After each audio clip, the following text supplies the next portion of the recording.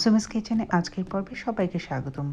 অনেকেই অনুরোধ করেছেন মাংসের ঝোলের রেসিপির জন্য, তাই আপনাদের অনুরোধে আজকে তৈরি করছে ফার্মের মুরগি ও আলু দিয়ে ঝোলের রেসিপিটি।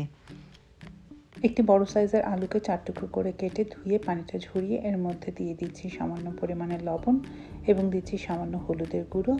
এবারে হলুদ লবণটাকে আলুর সাথে ভালো করে মাখিয়ে রাখছি। একটি মশলা তৈরি করে নিচ্ছি। এই জন্য নিয়েছি 1 টেবিল চামচ ধনিয়ার গুঁড়ো, 1 টেবিল চামচ জিরার গুঁড়ো, 1.5 চা চামচ হলুদ গুঁড়ো, 1 চা চামচ মরিচের গুঁড়ো, দিচ্ছি 2 টেবিল চামচ আদা বাটা, 2 টেবিল চামচ রসুন বাটা এবং এর সাথে দিয়ে দিচ্ছি 1/4 কাপ পরিমাণে পানি। পানিটা দিয়ে সব মশলাগুলোকে একসাথে খুব ভালোভাবে মিলিয়ে নিচ্ছি। আরও দিয়ে দিচ্ছি 1/4 কাপ পরিমাণে পানি। পানিটা দিয়ে এটাকে ভালো করে মিশিয়ে একটু পাতলা একটা ব্যাটার করে রেখে দিচ্ছি মশলাগুলোকে।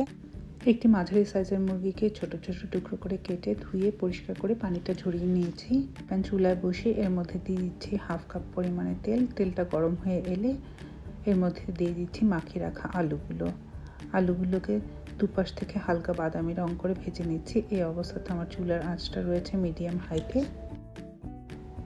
আলুগুলোকে তুলে নিচ্ছি একটি বাটিতে। এবারে একই কড়াইয়ের মধ্যে দিয়ে দিচ্ছি 1 চা চামচ পরিমাণে লবণ। লবণটা এই অবস্থাতে দেওয়ার কারণে এলাচি দারচিনিগুলো ফুটে উঠবে না। এবার এর মধ্যে দিয়ে দিচ্ছি 2টো তেজপাতা, দিচ্ছি 3 টুকরো দারচিনি, 5টি এলাচ এবং 5টি লবঙ্গ দিয়ে একটু নেড়ে এর মধ্যে দিয়ে দিচ্ছি 2 কাপ পরিমাণে পেঁয়াজ কুচি।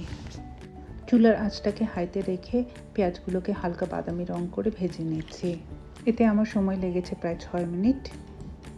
এবারে পেঁয়াজগুলো হালকা বাদামি রং হয়ে এলে এর মধ্যে দিয়ে দিচ্ছি আগে থেকে তৈরি করে রাখা মশলার মিশ্রণটি, দিয়ে এটাকে নেড়ে খুব ভালোভাবে পেঁয়াজের সাথে মিশিয়ে নিচ্ছি। আমার এই রেসিপিটি ভালো লাগলে আমার চ্যানেলটিকে লাইক, শেয়ার এবং সাবস্ক্রাইব করবেন। আর কোনো প্রশ্ন থাকলে অবশ্যই কমেন্ট করে জানাবেন। মশলাটা খুব ভালোভাবে পেঁয়াজের সাথে মিশে গেলে এর মধ্যে দিয়ে দিচ্ছি 1/4 কাপ পরিমাণে পানি। আমি মশলার বাটিটাকে ভালো করে ধুয়ে সেই পানিটা দিয়ে দিচ্ছি আবার মশলার সাথে, দিয়ে এটাকে ভালো করে নেড়ে দিচ্ছি। আবার চুলার আঁচটাকে মিডিয়ামে রেখে মশলাটাকে নেড়ে পানির সাথে মিলিয়ে মশলাগুলোকে কষিয়ে নিচ্ছি প্রায় 5 মিনিটের মতো, অথবা যতক্ষণ পর্যন্ত না পানি শুকিয়ে তেলটা দেখা যাচ্ছে ততক্ষণ পর্যন্ত। এবারে ধুয়ে রাখা মাংসগুলো দিয়ে দিচ্ছি মশলার সাথে। এর সাথে দিচ্ছি আরও 1 চা চামচ পরিমাণে লবণটা দিয়ে মাংসটাকে খুব ভালো করে মশলার সাথে মিশিয়ে নিচ্ছি। মাংস চুলায় দিয়ে এর সাথে লবণ দেওয়াটা ভীষণ জরুরি। লবণ না দিলে মাংস থেকে পানিটা বের হবে না।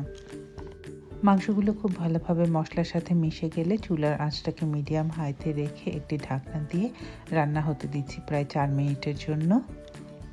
প্রায় 4 মিনিট পরে মাংসগুলো ঢাকনা খুলে নেড়ে আবারও ঢাকনা দিয়ে দিচ্ছি। এভাবে করে যতক্ষণ পর্যন্ত না মাংস থেকে সবগুলো পানি বের হয়ে আসছে ততক্ষণ পর্যন্ত রান্না করছি।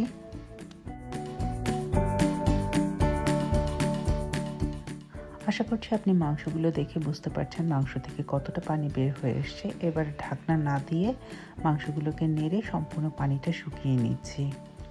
মাংসের সম্পূর্ণ পানিটা শুকিয়ে চারিপাশ থেকে তেল দেখা যাচ্ছে। এই অবস্থাতে আমি অ্যাড করে দিচ্ছি ভেজে রাখা আলুগুলো দিয়ে নেড়ে মাংসের সাথে মিলিয়ে নিচ্ছি। এবার এখানে আমি দিয়ে দিচ্ছি 2 কাপ পরিমাণে গরম পানি। আপনি পানির পরিমাণটা সম্পূর্ণ আপনার পছন্দ মতো ব্যবহার করতে পারেন। যতটা ঝোল চান আপনি ততটা পরিমাণে পানি ব্যবহার করতে পারেন। আমি এটাকে খুব বেশি পাতলা ঝোল করব না, সেই জন্য আমি 2 কাপ পরিমাণে গরম পানি দিচ্ছি।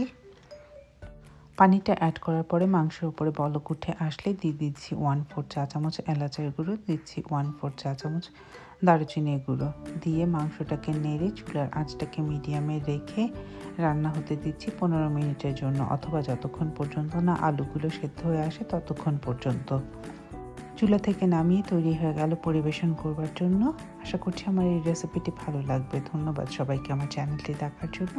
আবারও দেখা হবে নতুন কোনো রান্না নিয়ে সুমাস কিচেনে। ততক্ষণ সবাই ভালো থাকবেন। ধন্যবাদ।